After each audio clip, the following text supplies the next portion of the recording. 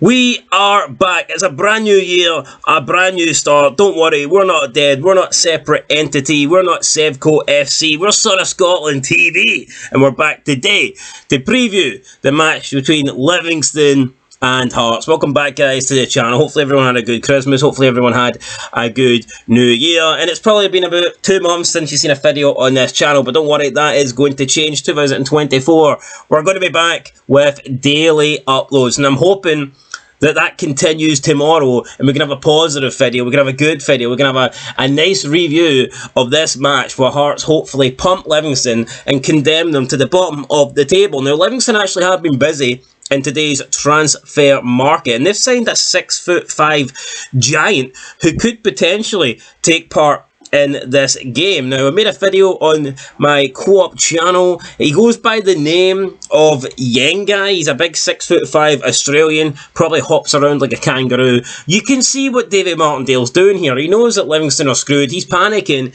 He's trying to buy all these big guys. He's already got a physical team that can't really play football. He just relies on these big players like Joel Newbley, and it looks like he's just going down that route even further with this big signing. So that seems to be David Martindale's plan, I think. Just try and get the biggest players you possibly can onto the field, play long balls up, route one football, and hope for the best. It kind of sounds a little bit like Stephen A. Smith's football, unfortunately, but you know what? Last time I was here, I was saying Stephen A. Smith out. A lot's happened since then. He's picked up some big wins. He's picked up a lot of wins, of course, including a 1-0 win against Hibs and a 2-0 win against Celtic, both of those games being away from home. How can I criticise a manager that's won at Easter Road and won at Celtic Park within the space of a couple of weeks? How can I do that? I can't.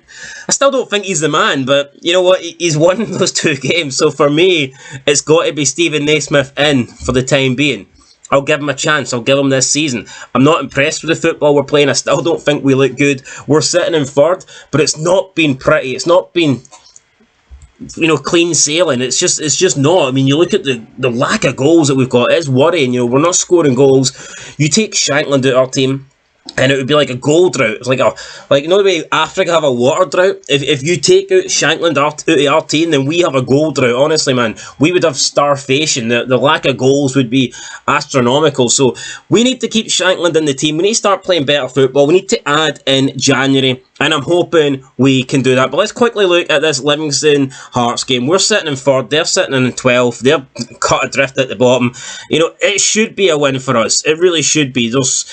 There's no way we should be losing this game. Livingston, I couldn't tell you the last time they won a game. I think it's now 9 wins without a win, and I think 2 draws are in there. So when you factor that in, we should be winning. And Craig Halkett thinks we should be winning. He came out and says it's important that we nail on 3rd spot and that we consolidate our place going into the January, summer, winter window, whatever it's called, and we need to do that, and the only way to guarantee doing that is by picking up a win. Now, Kilmarnock are taking on Rangers. It's unlikely that they'll win that match, but look, we want to strengthen our position. We want to increase our lead over them, so we should be beating Livingston. There is 21 points between the 2 teams. After tomorrow, there should be 24 points between the 2 teams. And unfortunately, Craig Halkett ain't going to be back for this one. Neither is Craig Gordon.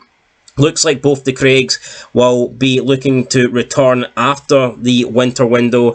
And it's interesting, what do we do? I mean, Craig Gordon is the best goalkeeper in the league, in my opinion, but Sander Clark's actually been putting in good performances. Do we take Sander Clark out, or does Craig have to earn his spot back in?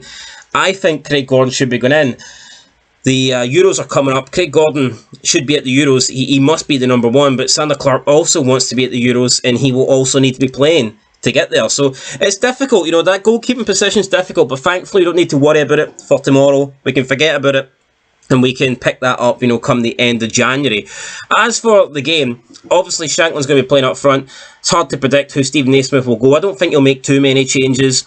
We'll probably see Fargas, I think Lowry up there alongside Shankland, but Shankland is the main man. Shankland is the go-to guy, and Shankland's, if we're being completely honest, when you look at the attacking options, he's the name that you want to see on the score sheet. Whether we see Fargas or Lowry or Mackay or Forrest or Boyce, you know, I don't really care. To me, it's Shankland or nothing. If Shankland's playing, we can win. If Shankland's not playing, then I really do fear for us. But I expect Shankland to play tomorrow. I'm going to predict that we win this game by 2-0. I think it's going to be an easy win for us, a comfortable win for us. Last time we played Livingston, we won 1-0 and absolutely dominated the game. I expect something similar. And I just think that we're playing a little bit better now than we were back then. And I think we might get an extra goal. So yeah, I'm going to go 2-0, guys. Let us know your thoughts down below. I'll be back for the review tomorrow. Not too much to preview right now. I mean, there's not many injury news. Not much new to talk about. So hopefully we've got some exciting stuff tomorrow happening. And we can bring that up in the review. Anyway, guys, that's it. Catch you in the next one. Until then, peace.